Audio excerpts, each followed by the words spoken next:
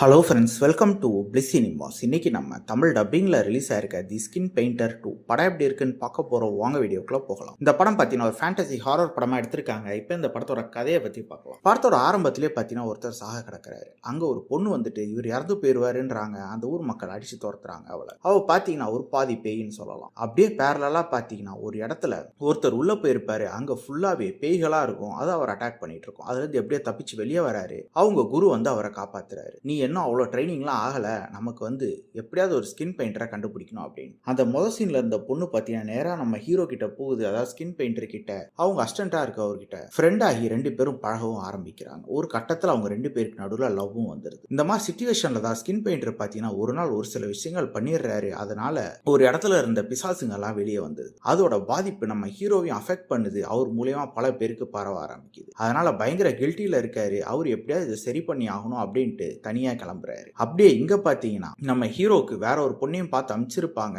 ஆனா அந்த அரை பேய் இருக்க பொண்ணை தான் நம்ம ஹீரோ லவ் பண்றாரு. அந்த பொண்ணுக்காக இருக்க பூனை கண்ணையும் பாத்தீங்கன்னா கருப்பு நிறத்துல மாத்தி விடுறாரு. இதை தெரிஞ்சுக்கிட்ட ஸ்கின் பெயிண்டர் பாத்தீங்கன்னா அவரை நீ என் சிஷ்யனா இருக்கிறதுக்கே லாய்க்கு கிடையாது, இதெல்லாம் நீ பண்ணிருக்க கூடாது, நீ அறத்தை மீறிட்ட அப்படின்ற மாதிரி சொல்லி கட்டி போட்டு வெளியே வராரு. வில்லன் கேங் வந்து நம்ம ஹீரோவை அடிச்சு கொன்னுட்டு அவரோட சக்தியை எடுத்துட்டு போயிடுறாங்க. அந்த சக்தியை வச்சு அவரு அந்த பேய் உலகத்தோட எல்லா பவரையும் எடுத்து அசுரனா மாறி நிக்கிறாரு.